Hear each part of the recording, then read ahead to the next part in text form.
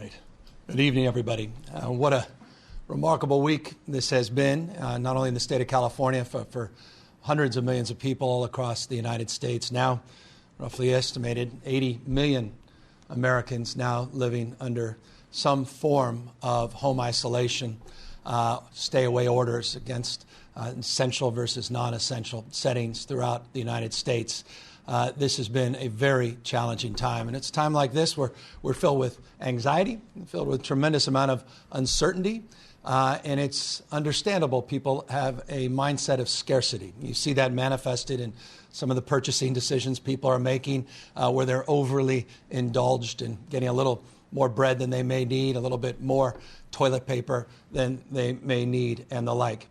At the same time, it is a remarkable moment, to be candid with you, and I cannot express more gratitude at the same time we're struggling through this moment, and that is the incredible mindset that also persists, not just here in California, but across this country. And it's a mindset of abundance of our belief that we can not only get through this, but in our capacity to meet this moment together. Let me tell you a little bit what I mean. I've had, just in the last 48 hours, the opportunity to speak to more scientists, more researchers, more engineers, more Nobel laureates, more CEOs of companies large and small than I have, quite literally, in years.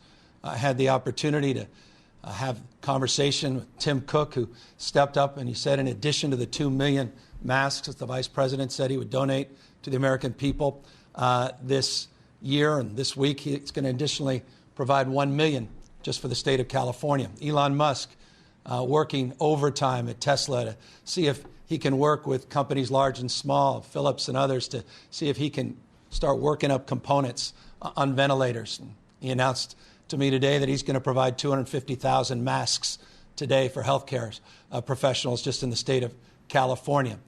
Also committing to over 1,000 ventilators just in a few days, the state of California, working through his supply chains and partnerships. Companies large and small. I was talking to a small company that does a little bit of manufacturing up in Santa Rosa, said they want to convert their manufacturing facility to help sew masks. Same, the seamstress down in Los Angeles, down in the garment district, said they'll do the same thing. Not only that, the largest companies, some of the largest manufacturers that happen to be based in the state of California, like the Gap, saying, we're ready to convert, we're ready to meet this moment, tell us what you need. Hospitals, incredible philanthropy, people that are literally sending planes to China on their own dime and bringing back resources and support from all around the world. It's quite literally not an exaggeration. It's not an exaggeration at all. I imagine governors all across this country are experiencing the same thing. It's ennobling, and it makes you feel like we truly can meet this moment. Accordingly, we have had a remarkable response in terms of the work that our own teams are doing. We've been able to distribute, we had 21 million masks in our reserves. We've been able to distribute 10 million of those masks last week. We put out an additional 1.5 million of those masks just in the last few days. We've got millions more, and we're trying to get them out into our system as quickly as possible. We were able to bring on Seton Hospital as part of our portfolio of surge. We were able to announce just today St. Vincent Hospital down in Los Angeles, now part of our portfolio. 490 rooms that will be operationalized, 750 in the next few weeks capacity. Community Hospital and the great work that was done down in Long Beach with Mayor Garcia. He was able to get 130 rooms up online. People are already being transferred today and over this weekend. Working with our Sutter affiliate, CPMC, in San Francisco, 157 beds. We now have a term sheet to bring into our portfolio. We have folks, Coalinga, we have folks in Pacific Gardens that are committing with term sheets to increase our capacity in our hospital system. That, by the way, all told, is about 1,000 beds that we've been able to procure in just the last number of days. We were incredibly pleased to get a call from the White House. I want to thank President Trump. I want to thank Vice President Pence.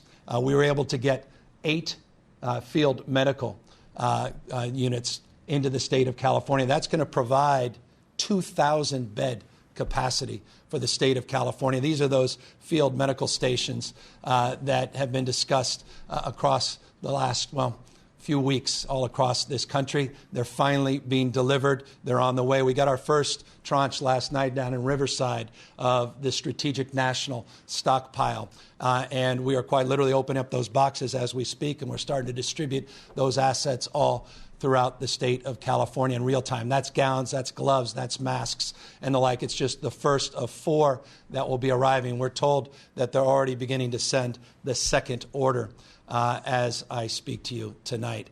I say all that from a point of optimism, but also a point of deep realism in terms of the magnitude of meeting this moment. We have made it clear that we are prioritizing the most vulnerable Californians, and we've made clear that our most vulnerable Californians include the homeless. 108,000 unsheltered homeless in the state of California. I'm pleased to announce we have over 2,400 hotel rooms that we have already secured, 1,900 just down in San Diego County. Let me just tip my hat to the leaders in San Diego County in particular for securing those beds, and we'll make sure we secure the resources to get folks off the streets quickly and into those units. 7 counties now have already secured beds for homeless. We got those first trailers out. And we are distributing them throughout the state of California. We have the purchase orders for those additional 1,200 that I referenced a day or so ago. All of that happening in real time. We've increased our goals in terms of the number of units we want for our homeless to 51,000 hotel rooms that we are committed to identifying, procuring, bringing into our portfolio to begin to get folks off the streets and the sidewalks, focusing our seniors that are out in the sidewalks, focusing on those that are in encampments and the like. So that's happening in real time. People need to know that. We also are focusing disproportionately and understandably on our senior populations. We've worked to identify roughly 1,000 additional skilled nursing facility beds that we will begin to negotiate and to bring online, again, to broaden our portfolio of opportunities to meet the coming needs in the next weeks and next months. Let me put all of this once again in perspective. The state of California has about 416 hospitals in the system. We have a bed capacity staffed currently about 78,000. Some of the projections that we put out make it clear that we'll need an additional 19,500 beds in order to meet our midway projections as it relates to the issue of COVID-19. We have surge capacity within the hospital system of a little over 10,000. So we're out there trying to procure 10,000 units. I mentioned the 10,000 beds. I mentioned the work with Seton and the other hospitals, the hotels we're bringing online, not just for homeless, but also the hotels that will also be part of a broader portfolio of needs to help us with our hospital system. That includes, by the way, support from the Army Corps of Engineers, which were out here yesterday talking about how quickly they can convert those hotel rooms into quasi-hospitals, getting all the electrical and the ventilation equipment and turning those around in real time, working with the dormitories at the UC system, the CSU system to do the same. Of course, the capacity in our fairgrounds, our convention centers. I can't tell you how many sporting leagues, not just owners of teams in this state, said, you know what, you want our arena? You can have our arena. We put together a matrix. It's just rather remarkable. It's almost worth just taking a look. Quite literally thousands and thousands of specific requests and examples that have been given to us in real time of people wanting to help and providing resources. So when we say that this has been a moment, it's been quite a moment of people reaching deep, going to the distance to really help support the cause of the state of California. And again, I imagine this is being replicated all across the United States of America. But again, in the framework of being sober about this moment, to see these freeways in this state, not congested. It was not the way we hope to reduce congestion in this state, and to recognize the number of people that have been laid off and the impacts to the restaurants and hotels, the unemployment claims in this state. 6 days ago, it was 40,000 unemployment claims. The next day was 70,000. Day after that, 80,000. Went up to 125, 135 2 days ago, and 114,000 yesterday. We're waiting for the new numbers as it relates to the claims today. It gives you a sense of the magnitude of those that are struggling at this moment, and I hope the magnitude that we all recognize to meet this moment in terms of the federal support that has to come not only our way, but to states large and small all across the United States. There's a spirit of collaboration, though, as it relates to this moment that also needs to be identified, and that is other governors sharing ideas and best practices with other governors. And I just want to applaud the incredible leadership, the stress that's been placed on Jay Inslee up in Washington State, Governor Brown up in Oregon, just on the West Coast. I was communicating with Governor Bullock in Montana.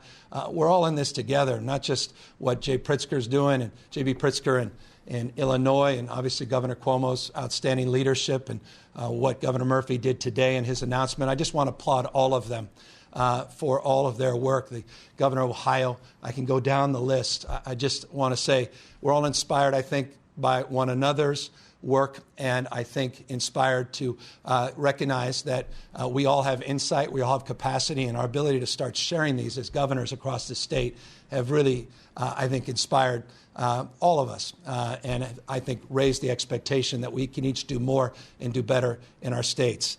We've taken long-windedly ideas from other states, and I hope they've taken ideas from our state as well. We're working hard to address anxieties around testing, and let me just say this. We have been quite forthright about the testing issues related to the RNA extraction kits that were not part of the original test kits, some of the issues around reagents, words that people may not understand or appreciate, very familiar to our healthcare professionals. But now the bigger issue is swabs themselves, is specimen samples, and having the media to associate with the specimen samples. And it's just incumbent upon all of us to meet the moment and draw down support for those specimen collections. But as a consequence of that, and as a consequence of the scarcity in the testing, that will become more abundant in the days and weeks to come. We need to, I think, have a different conversation in this country around testing, and that is smart testing, targeted testing, and really delineate what's the purpose of testing. My team is no longer providing me just the number of people that are tested positive. They're equally weighting the number of people that are tested negative. We're now looking at it from a community surveillance perspective. We're much broader in many respects, but also more targeted in other respects in terms of the way we're approaching the entire testing protocols. And I think this is something that needs to be replicated, and I think is in other parts of the country. The bottom line for us is we want to know what the spread is. We want to know if we're bending the curve. We want to know if our stay-at-home orders are effective. That's fundamentally the point of testing in terms of the broader sample. The more specific need for testing is self-evident, to change medical protocols, to address the deep anxieties our seniors have, people with compromised immune systems. All of them should be prioritized. People that are in the hospitals that have symptoms, and most significantly, our caregivers, to make sure they remain healthy throughout this process. But in the broader public, if you're young, you don't have any symptoms, I know you may have deep anxiety, just assume that you potentially are contagious and act accordingly. Socially distance yourself from others. Just use common sense. Be a good neighbor. Be a good citizen. Those young people that are still out there on the beaches thinking this is a party, time to grow up. Time to wake up. Time to recognize it's not just about the old folks. It's about your impact on their lives. Don't be selfish. Recognize you have a responsibility to meet this moment as well. I was talking to my kids the other day. My son said, "Why aren't you letting me outside?" I said, no, stay at home has a framework of common sense. I said to Hunter, you can go outside and play basketball. I said, just don't invite the neighbors and all your friends to come over. Use your common sense. And I want to encourage people to think accordingly. What is essential and non-essential is essentially what you think it is. We're going to make sure food and all our distribution networks are secure. And that clearly is essential. We're going to make sure that you can get access to medical supplies, the pharmacy, you can go to the laundromat. We're going to make sure transportation systems and our entire apparatus of security and infrastructure is well secured. And if you need to go outside to get some exercise, do that. But don't do that in a group setting. If you see a busy street, don't run down that street. Again, use common sense. You want to take a walk with your dog? Take a walk with your dog. Just don't do it with 5 or 6 neighbors. And if there are people around, just mind your space, socially distance yourself at least 6 feet.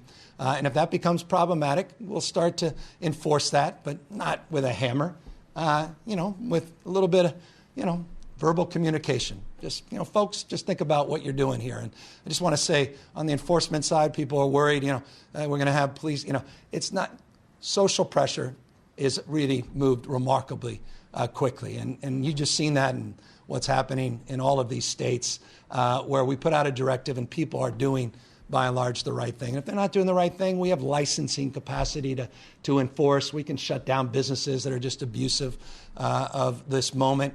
And clearly, we have other enforcement capacity. But I don't think we're at a point, certainly in the experiences we're having in California, not all equally spread. We recognize there are areas where we still have work to do to socialize these new protocols. But I think it's going remarkably well under those circumstances. We put out very detailed guidelines yesterday. And we're making sure those are distributed all across the state of California. I want to thank the California Chamber of Commerce for their incredible support of the guidelines to talk about what's essential and non-essential business. I want to thank the Teamsters. And this is not just a politician, pointing out a very proud and powerful labor union. But I'll tell you why I'm proud of the power and potency of the work of the Teamsters is these guys are focusing on you more than their families. I was talking to some of the representatives, Teamsters. These are the truckers. These are the guys that are out there doing the logistics in the warehouse. Those are the folks up in the Central Valley, state of California, from farm to fork, making sure you're fed, making sure you should feel good and confident that the stocking of our shelves is going to be abundant. Even though there's some items that are a little scarce now, we're in a transition. They give me all the confidence in the world. 72 plus hours a week, working hard, getting home late, not even having time to pick up their own groceries. I just want to tip my hat to them, to the grocery store workers. 300 or 400 people they're coming into contact during the course of a shift.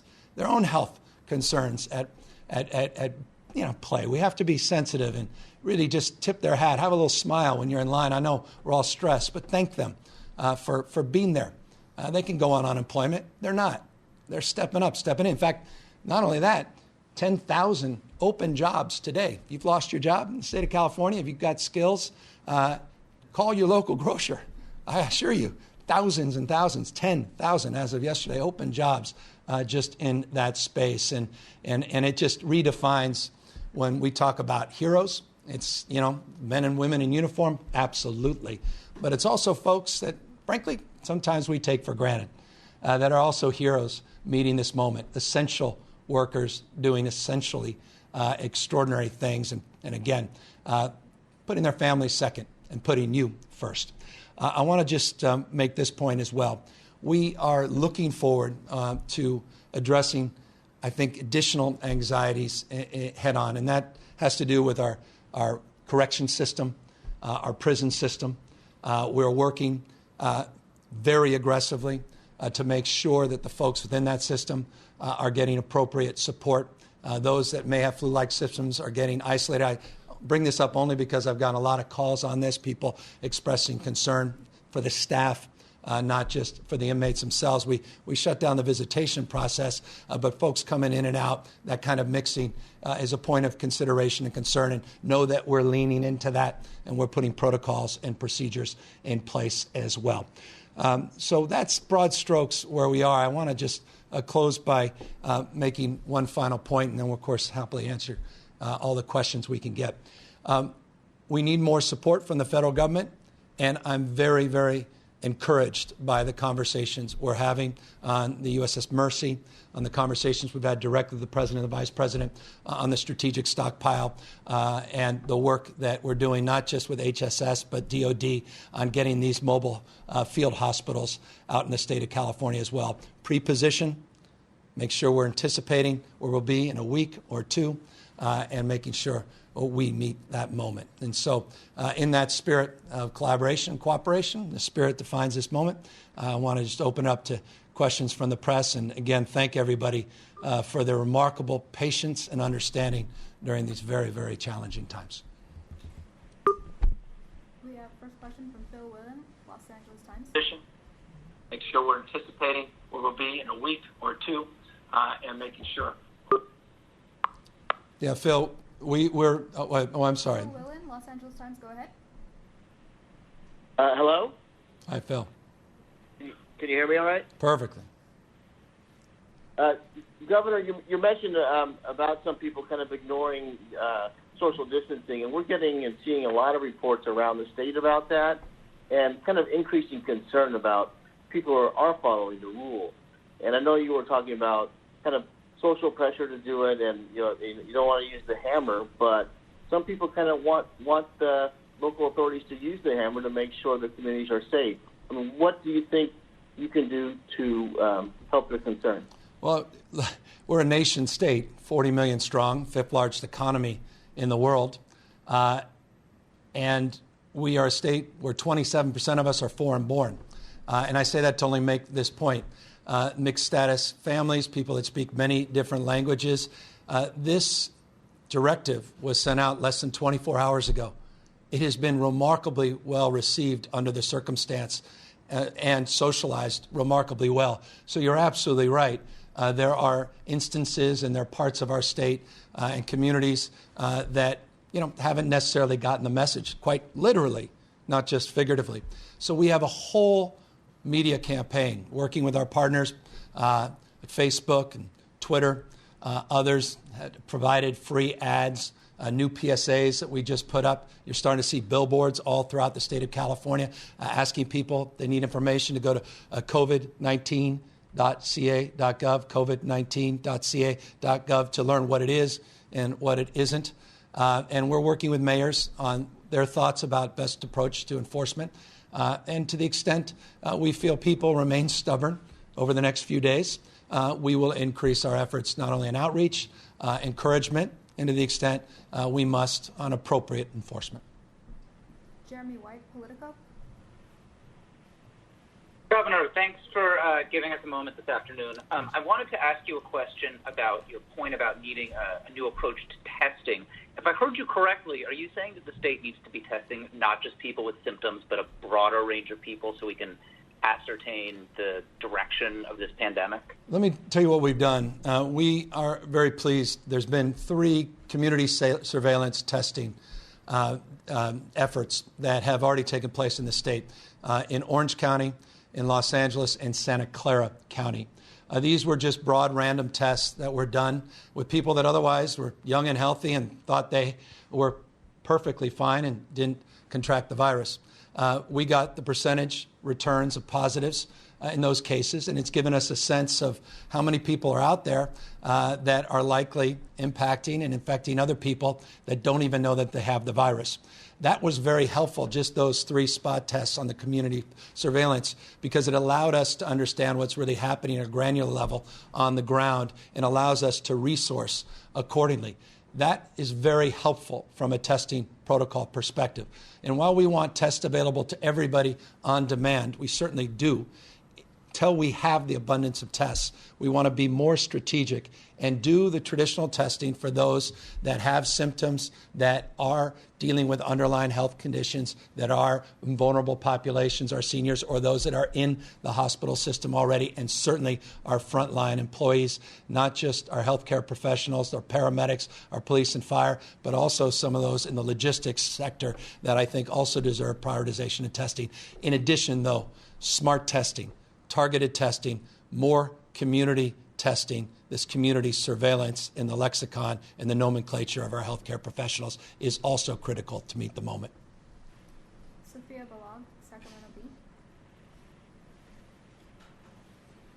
Hi, Governor. Thanks for taking our questions. I'm wondering if there are any state laws governing scope of practice for doctors and nurses that you're planning to waive, such as current limitations on nurse practitioners that I know has been a topic of discussion in the legislature for a while, or even bringing in nursing students to staff hospitals. Can you talk a bit about what you're planning to do on that front? Yeah, so we have an executive order. Thank you for prompting this. We call it omnibus executive order. Too lengthy to go into details directly to screen, but we will provide all of those details. They go to issues of staffing ratios, which is a variant on your question, goes to flexibility, which is direct to your question within the hospital setting, so we can maximize our footprint, allow us to repurpose sections of our system. And I say sections of our system broadly defined, not just hospital settings. The executive order in this case is not about ratios at hospitals. I want to make that clear.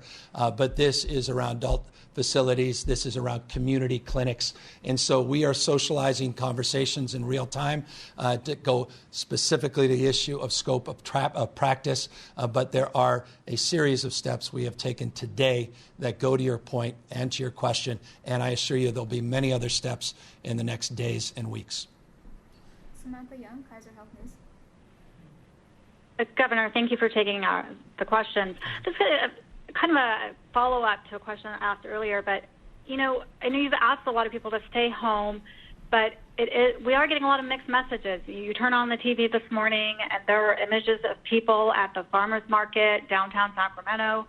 They're just crowded, standing next to each other. You see people standing in line to go into the grocery store, and it just does send this mixed message to people that they aren't there's no social distancing going on, and this is, a lot of people I talk to say, well, that's not fair. This doesn't seem to be working, and we're just staying in our houses. And I'm wondering, what your message is to people when they see these things on TV. Well, I don't know if it's mixed messaging, because I'm not sure that's an intentional message. It's a mixed practice that is occurring throughout the country, not just here in California. Again, I'll remind everybody it's been less than 24 hours since our stay-at-home order went into effect. For many other states, it's the same. The reality is people are going to have to change behavior. There'll be social pressure to do that. You should have distance, at least 6 feet, between people when you're queuing in lines. And it's good that folks that are being pushed up against one another to remind their neighbors in a loving way of those protocols and those processes. And I think you're also seeing images of people taking this quite seriously. You're seeing streets in cities large and small that are vacant, that are empty. And you're seeing, no kids in playgrounds. So you're also seeing those quote-unquote messages that people are also receiving. So this is part of the process and protocol. It's going to take a little time to see advanced. And, we're confident people are going to start changing behaviors in real time. I know it feels like 24 hours in California. It's been a couple days in this state, forgive me, but it's nonetheless very early in this process, and I think people are going to meet this moment. Hannah Wiley, SACB. Hi, Governor. Thanks for, I'll echo everybody else. Thanks for taking time to talk to us. Can we talk a bit about California's plans to potentially create its own coronavirus test or develop drugs independently from the federal government? And what might that look like? Or have you had those conversations or initiated those steps to get there? We had a pretty remarkable conversations. I was pleased to have just yesterday with the CEO of Genentech, California-based company, CEO of Gilead, California-based company. The reason I bring those two up is not only they're home-based companies, but they're very top of mind as it relates to what President Trump and Vice President Pence, as well as other representatives from federal government and the task force, have been referring to some of these treatments. We are in the state of California in deep partnership with those companies. The UC system and its 5 hospitals are in advanced trials with many of the drugs that have been referenced in the last few days very publicly. So we already are deeply advancing those protocols and partnerships. I was on the phone with the CEOs just to ask what more they need from the state of California, more they need from our research institutions and the like. And so I'm very, very comfortable and confident that those are proceeding. I don't want to get ahead of my skis. I don't want to get into some of the details of where they think we are. That's being discussed more appropriately from a national perspective. But no, California is trying to amplify that research, amplify the focus on treatment, and really look to see once those treatments become available that they're made readily available in not only the state, but can be produced at a scale, manufactured. A lot of those facilities are in this state to provide the needs of the American people. Laurel Rosenhall, Cal Matters. Thanks. Hi. You mentioned at the beginning a bunch of companies that are stepping up to help make supplies, and I was just wondering if you could tell us specifically some of those companies and how that happened. Did you approach them? Did they approach you?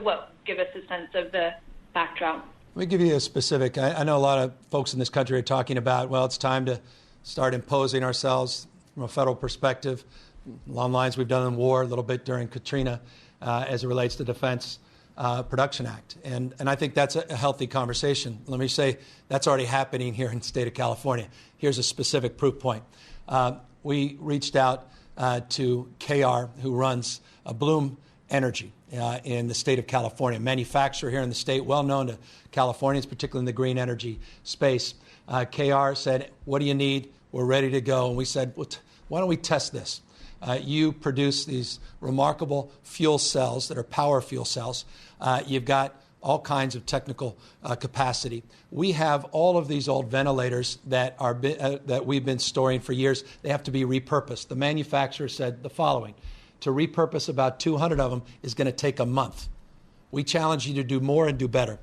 And so KR sent me a photo today, not making this up, of 24 specific ventilators that he got done just in a few hours. And he says, come down, certify these, inspect them. And if these things are certified and we're confident you're going to sign off, give us the rest. We're ready to go to task. We're already repurposing in this country. We're already repurposing in the state of California.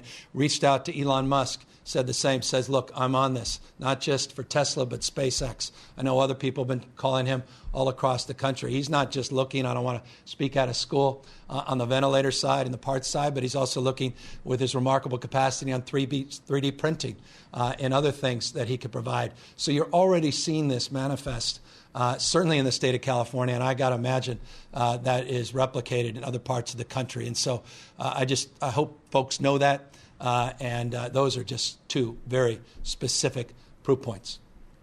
Jim Roop, Westwood One News. Governor, thank you very much for taking our questions. There are two concerns that we're hearing about. Number one is the policy that's in place for protections from foreclosures and evictions. I think it's through May 31st is what you have now. And when people go back to work in the middle of May, let's say, they start working for 2 weeks, they're not going to be able to catch up to really start making those payments from the weeks they've been out of work. So would it be prudent to allow the policy to say, from the time you go back to work, you're protected for 60 days? That's the first concern. The second concern is the homeless situation. The people that are being housed in these assets that you're procuring, which is great. And by the way, no one's complaining about these policies, but these are some concerns. What happens when this crisis is over with those people who were homeless and now in these assets? If the plan is for them to remain housed, what is that plan to facilitate that? Thank you. I appreciate that, and we are putting that together in real time. Trust me, that's deeply part of our conversation. We're not just thinking situationally, we're also thinking sustainably. Every decision we're making is done very pragmatically in a sequential way. We're just breaking these things down, problem solving in real time. And so we're trying to address the acuity of the crisis in the moment. That's getting people off the streets, getting them into these units, and then anticipate the challenge in 3, 4, 5, 6 months. We hope 3, 4, 5, 6 months as this current crisis begins to shift and then we have to deal with that issue. So that's part of our protocols and process. And by the way, let me just be straight with you and candid. It's one of the big challenges we have with the counties and the cities right now, because trust me, they're saying if we're going to absorb the social services, of which, as you know, I just put an emergency appropriation of additional $150 million in this space in this last week to help the counties with the costs. They want to know that those dollars will not just be temporary and they can absorb those longer term. And so we're negotiating with not only the operators of these hotels, we're also negotiating with the owners to see if we can purchase outright some of these hotels, not just lease them temporarily, that go to begin to answer your long-term question. But our deeper anxiety always is the social services, the wraparound services that are required, not just the physical occupancy of these units, but to address the mental health issues and the underlying reasons people are out in the streets and sidewalks in the first place. So that's number one. As it relates to, look, the broader issues around evictions and broader issues related to mortgages, more broadly defined, here's a preview.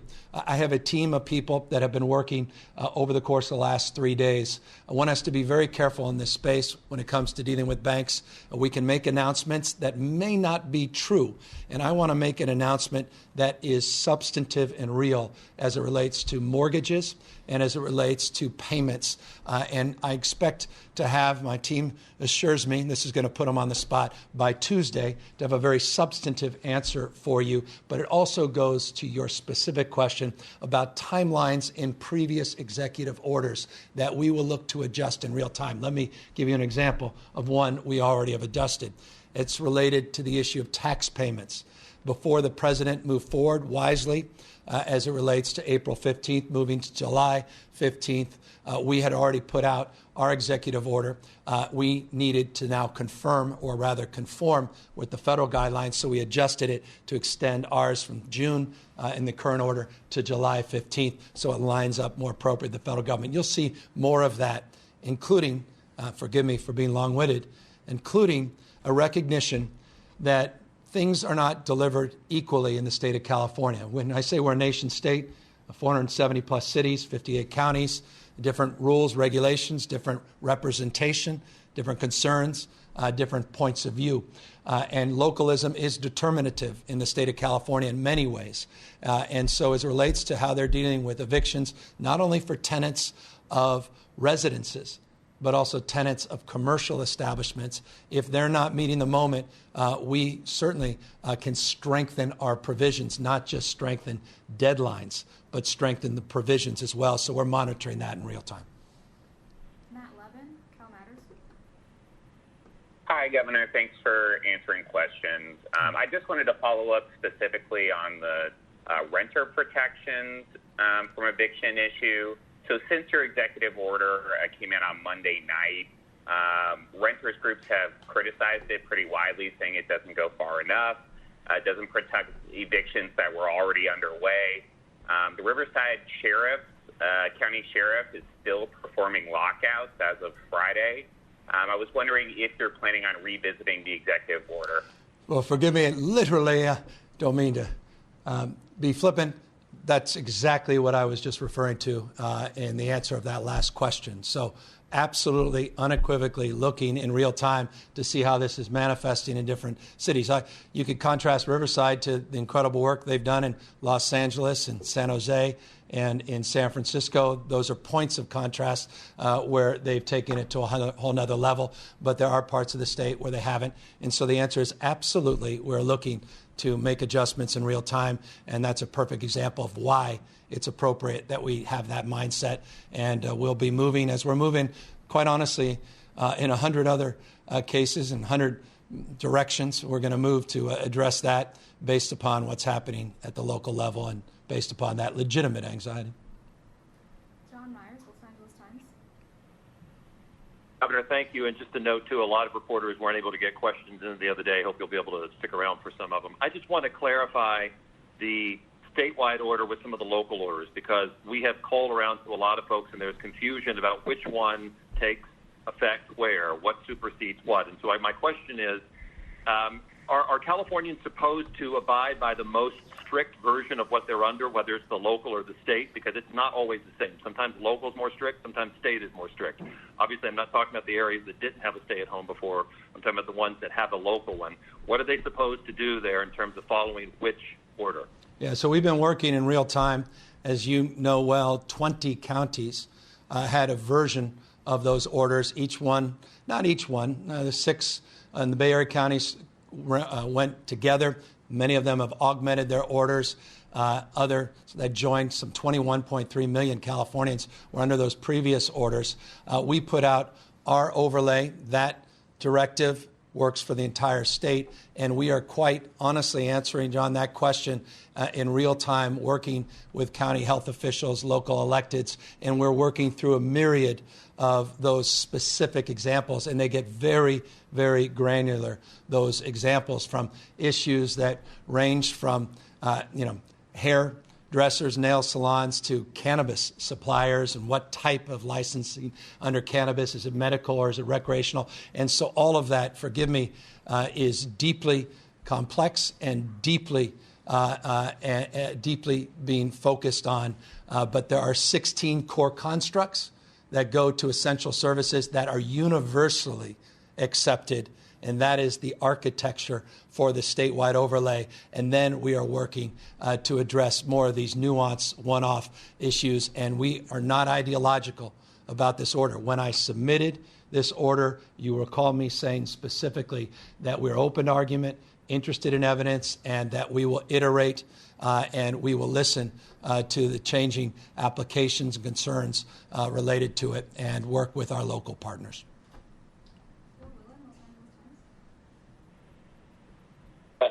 Thank you, Governor. One more question. I mean, you talked about surge capacity, and it's one thing to add 10 to 20,000 new beds. It's another to have the doctors, nurses, and support staff to support that. And I'm just curious about where those medical personnel are going to come from.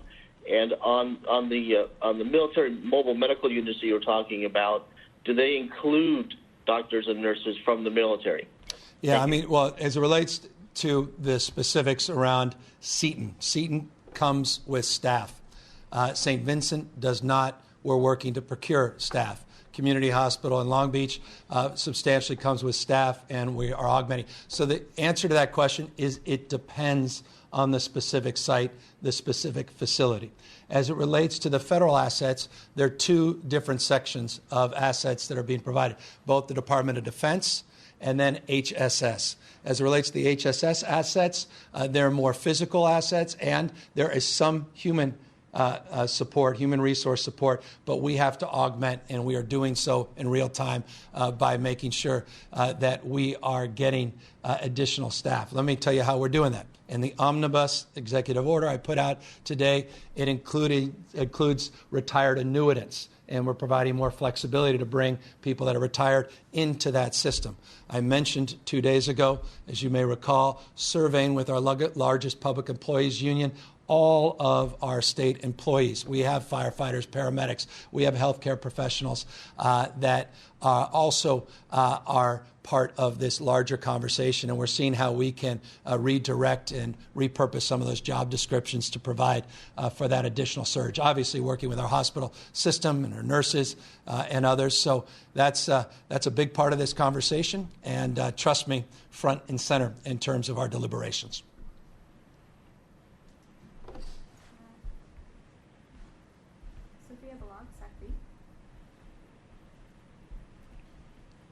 Governor, do you have any plans at this point to shut down highways or any points of entry into and out of California, either at the Mexican border or at borders with other states?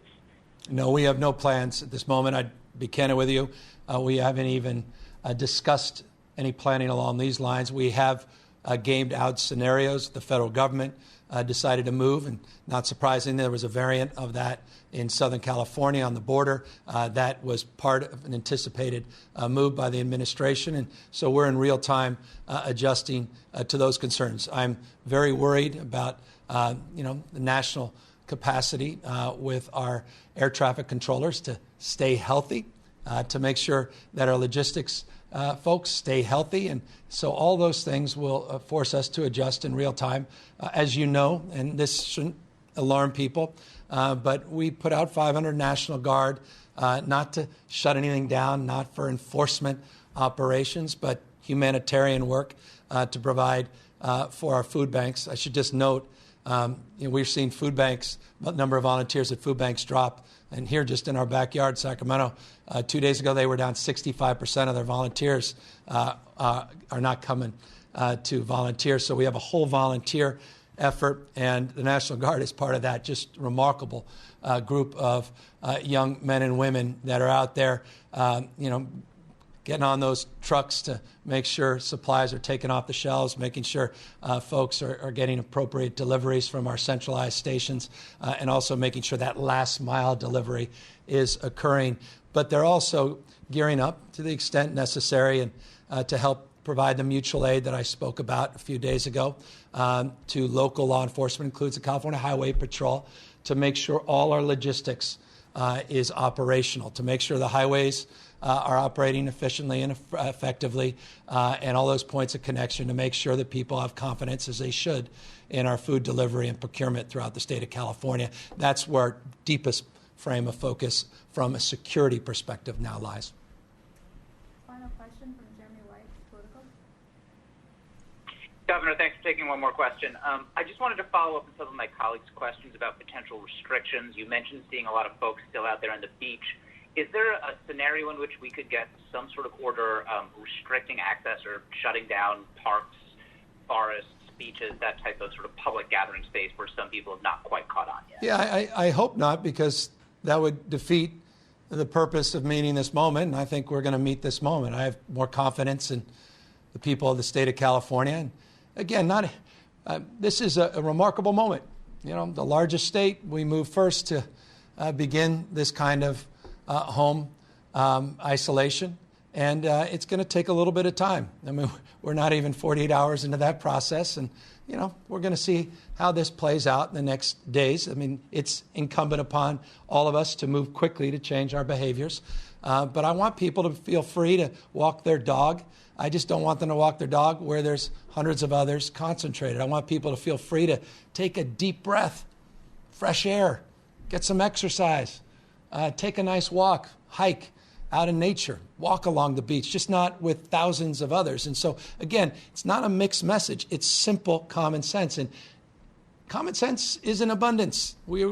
Most of us, after the first few years of life, started to develop it through trial and error, good parenting, but also social pressure. And I'm counting on social pressure, not law enforcement, to do that. But there's always scenarios where there's abuse or ignorance, or neglect, or naivete, and just as our parents did, we'll have to admonish that, and we'll use the number of tools in our toolkit to do that. So that's the last question. Let me just thank everybody again for their patience. Thank you for their flexibility. Thank you for their capacity of understanding. And in closing, thank you for the sense of spirit and the pride that everybody, I think, has instilled, at least in me and many others, neighbors all across this state. This is a remarkable moment, and the people of California, you're meeting this moment overwhelmingly. And I recognize I've been in elected office for many, many years. You can't legislate spirit. You can't legislate pride. That doesn't come through an executive order. It doesn't come through an emergency declaration. It comes through the sum total of acts of individual kindness and decency, of people that stand taller than anybody else by bending on one knee to help lift other people up. Let's keep lifting each other up. Let's meet this moment head on. I look forward to continuing this conversation. Thank you, everybody.